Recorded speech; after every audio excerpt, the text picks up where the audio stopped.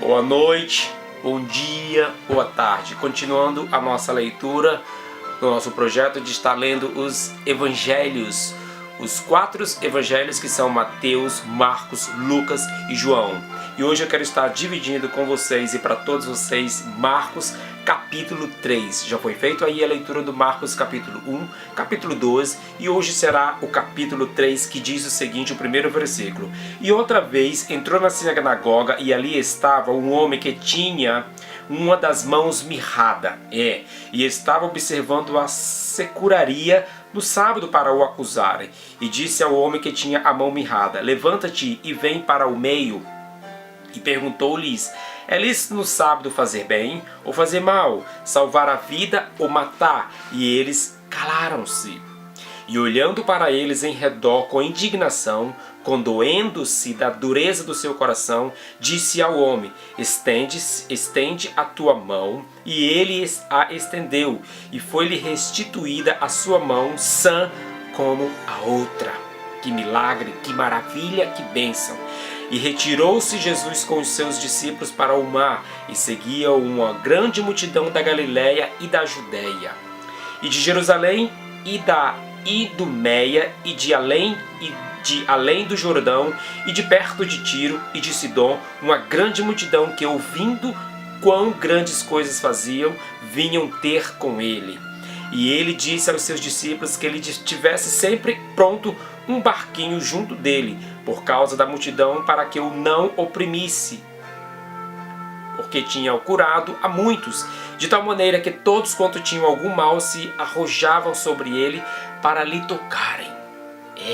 E os espíritos imundos, vendo-o, prostravam-se diante dele e clamavam, dizendo: tu és o Filho de Deus. E ele os ameaçava muito para que não o manifestassem. E sucumbiu ao monte e chamou para si os que ele quis, e vieram a ele.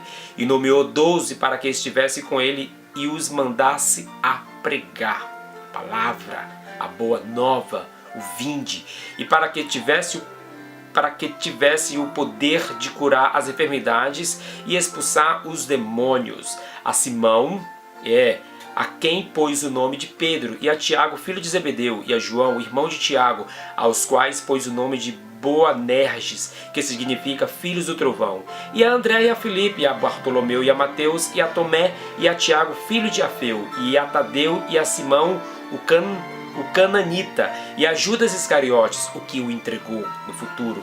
E foram para uma casa, e afluiu outra vez a multidão, de tal maneira que nem sequer podia comer pão. E quando os seus ouviram isto, saíram para o prender, porque diziam: está fora de si. E os escribas que tinham descido de Jerusalém diziam: tem Beelzebu, e pelo espírito dos demônios expulsa os demônios. E chamando-os a si, disse-lhes por parábolas: como pode Satanás expulsar Satanás?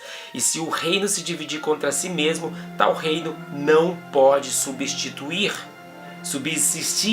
E se uma casa se dividir contra si mesma, tal casa não pode subsistir. E se Satanás se levantar contra si mesmo e for dividido, não pode subsistir, antes tem fim. Ninguém pode roubar os bens do valente, entrando-lhe em sua casa, se primeiro não maniatar o valente, e então roubará a sua casa. Na verdade vos digo que todos os pecados serão perdoados aos filhos dos homens, e toda sorte de blasfêmias com que blasfemarem. Qualquer, porém, que blasfemar contra o Espírito Santo nunca obterá perdão, mas será réu do juízo eterno. Porque diziam, tem espírito imundo.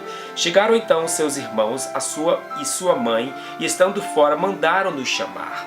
E a multidão estava assentada ao redor dele, e disseram-lhe: eis que tua mãe e teus irmãos te procuram, e estão lá fora. E lhes respondeu, dizendo: quem é a minha mãe? E meus irmãos? Dizendo Jesus. E olhando em redor para os que estavam assentados junto dele, disse: eis aqui minha mãe e meus irmãos. Portanto, qualquer que fizer a vontade de Deus, este é meu irmão e minha irmã e minha mãe. Você tem sido o irmão de Jesus? Você tem sido a mãe de Jesus? Você tem sido uma irmã de Jesus? Como? Servindo o teu próximo. Como? alimentando o teu próximo que tem fome. Como? Indo às cadeias levar a boa nova ao teu irmão, à tua irmã, ao teu parente que está necessitado. Você tem obedecido o ID de Jesus, assim como os discípulos foram nomeados, como esses 12 foram nomeados, para levar a boa nova aos 4 cantos deste mundo, segundo as ordenanças que Deus Pai deu a Jesus Cristo para nos ensinar, para nos outorgar autoridade na palavra, para expulsar demônios e para curar muitos dos enfermos que estarão aí hoje, doentes, assolados por enfermidades, por espíritos. Eu e você temos o poder, temos a autoridade, uma vez que nós conhecemos, uma vez que se posicionamos na presença de Deus, na pessoa de Jesus Cristo, automaticamente nós herdamos essa herança, nós herdamos essa autoridade, esse poder de ir às favelas, de ir aos campos inundados, de ir aos hospitais, de ir aos presídios, às cadeias, ao lugar onde se encontra o doente, ao lugar onde se encontra o faminto, o sedento, o necessitado da palavra dele, da palavra de Deus, uma palavra que é luz para os nossos pés, uma palavra que é lâmpada, que ilumina o nosso caminho, uma palavra que nos socorre, uma palavra que nos dá ânimo, uma palavra de encorajamento que pode salvar a tua vida, que pode salvar o perdido, que pode ir de encontro com aquele que já não tem mais esperança. Mas uma vez que você obedece o ID de Deus, uma vez que você posiciona e se torna um irmão de Jesus, e se torna uma irmã de Jesus, e se torna o pai, e se torna a mãe de Jesus, como? Obedecendo o ID dele.